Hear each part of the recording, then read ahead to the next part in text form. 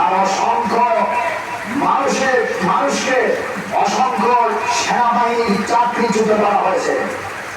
তাদের সংসার বাল বাচ্চা দুর্বিষহ জীবন যাপন করতেছে।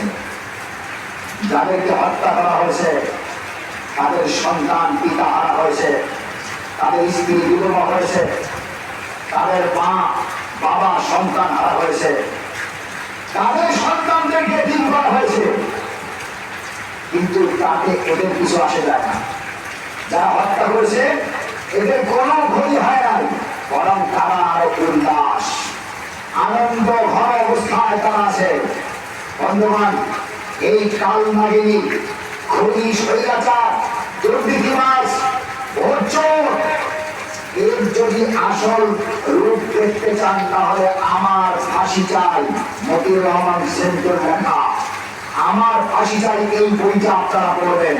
এই বইটা পড়লেই পাবেন তার চরিত্র কি পরিমাণ রক্ত পিপাসা রক্ত চোষা এই শেখ পরিবারের চোরাটা এই বইয়ের মধ্যে আপনারা পাবেন। ওরা পরিবারটাই করাতে, ওরা পরিবারই করাতে। আমার বন্ধুবান, রাজাকারের ধোয়া দিয়ে এই পর্যন্ত, রাজাকারের তোকমা দিয়ে এই পর্যন্ত জনগণের চোখে ধুলো দিয়েছে। আপনার শাহবাগে ইমরানি সরকারকে দিয়ে গণজমায়েতের ব্যবস্থা করলে যাদেরকে ফাঁসি দেওয়া লাগবে। আর একটা প্রবাদ আছে, মান আফারা ফিরান ইয়াফিহি ফাকাদ ওয়াকাফি, যে অন্যকে বিপদে ফেলার জন্য কূপ খনন করে সেই কূপের মধ্যে নিজেই পড়ে। এবার দেখি না এর উদ্দেশ্য কি ছিল? বাংলাদেশে আমার বিপক্ষে আর একটি দল না থাকে, বাংলাদেশে হাসিনার বিরুদ্ধে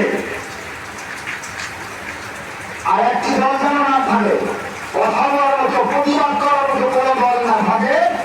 এই জন্যে এই সমস্ত নিরাপরাধ মানুষদেরকে অপরাধী বানায় কি করা হয়েছে, সাজা দেওয়া হয়েছে।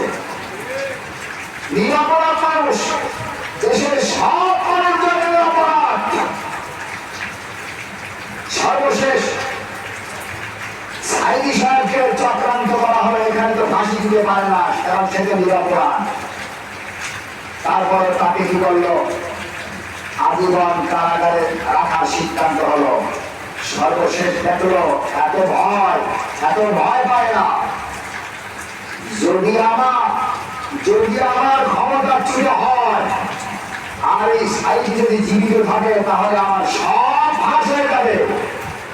এই জন্য তাকে কি করলো, সুস্থ মানুষ কারাগার থেকে বের করলো, সুস্থ মানুষ কারাগার থেকে বের করে আনলো কিসের মতো যে একটা কাগজে সই দিল।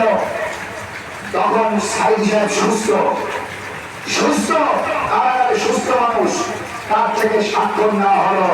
আপনি এখানে স্বাক্ষর করেন, আমি অসুস্থ, আমাকে ডাক্তার দেখানো লাগবে, আপনি কাগজে সই করেন। এমনি তো আনতে পারে না, তার সম্পত্তি দিল বাধ্যতামূলক সই করা লাগবে, যেহেতু বন্দী মানুষ। তার সই নেওয়া হলো। সই নেওয়ার পরে এবার ওখান থেকে বের করার সুযোগ পাইল, বের করে আনলো, হসপিটালে আনলো। যখন গাড়ি থেকে নামতেছে সুস্থ মানুষ, কি চমৎকার হাসি তার মুখে, কি চমৎকার হাসি, দিব্যি সুস্থ মানুষ। হসপিটালে ঢুকলো, হসপিটালে জীবন্ত রোগী যারা, জীবন্ত রোগী যারা, তারা এই লোকটাকে পালিশ চাপা দিয়ে নিহত করেছে, হত্যা করা হয়েছে। আগে তার কোনো অসুস্থতা ছিল না, তাকে তো ফাঁসি দিতে পারে না, তাহলে দেশ সুতাল ফাটাল হয়ে যাবে। এই জন্য এই কৌশল করলো, যদি আমার ক্ষমতা চলে যায় তাহলে এই লোকটাই তো সর্বপ্রথম আমার বিপক্ষে স্লোগান করবে। ভয়টা কোথায়? ভয়টা কোথায়? আপনার আরেকজন আছে বগুড়াতে বাড়ি, প্রাণাক্ষী ভট্টাচার্য।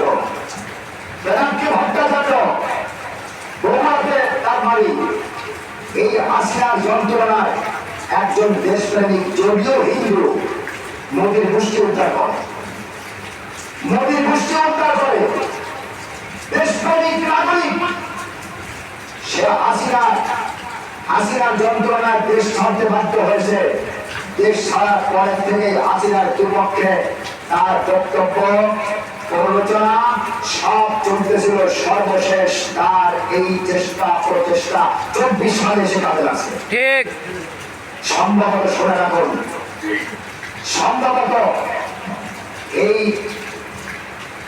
অন্তর্বর্তীকালীন সরকারের সদস্যদের মধ্যে তার নাম আসতে পারে আমার নতুন করে মনে হয়, সম্ভাবনা হতে পারে। একজন দেশপ্রেমী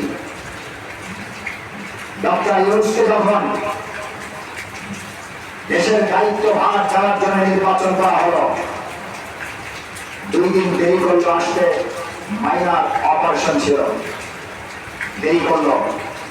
এই পিনাকি ভট্টাচার্যের এক বক্তব্যে বলেছে, আপনি ডক্টর ইউনূস, আপনি যদি দেশপ্রেমিক হয়ে থাকবেন, যদি আপনার মধ্যে দেশপ্রেম থাকে, তাহলে 2 দিন দেরি করলেন কি জন্য? ক্ষমতার দায়িত্ব গ্রহণ করতে 2 দিন অপেক্ষা কেন করলেন? জবাব চাই। 2 দিন পরে আসলেন কেন? আপনি জানেন দেশের এই চরম পরিণতি, দেশের মধ্যে দুর্বিষহ অবস্থা চলতেছে, কেন আপনি এভাবে কাল খেপে করলেন? এটা আপনার জন্য ঠিক হয় না, তার জবাব দিলেন। তারপরে বলেছে, আমি একটু আপনাদের এগুলো ধরাধরি করি।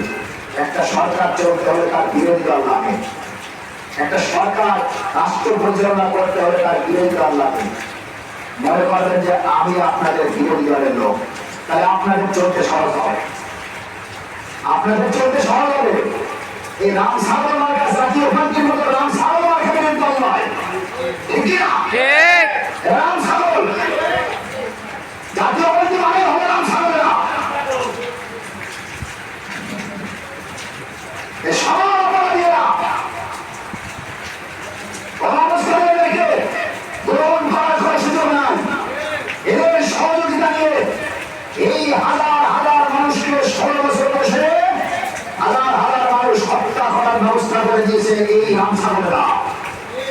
আমার বন্ধুবান, শাপলা চত্বরটা বলি, শাপলা চত্বরে কোন সরকারকে নামানোর উদ্দেশ্যে এই গণজমাত ছিল না, ঠিক না? এই গণজমাত ছিল, সারা দেশের মানুষ ঐক্যবদ্ধ হয়েছিল। কিছু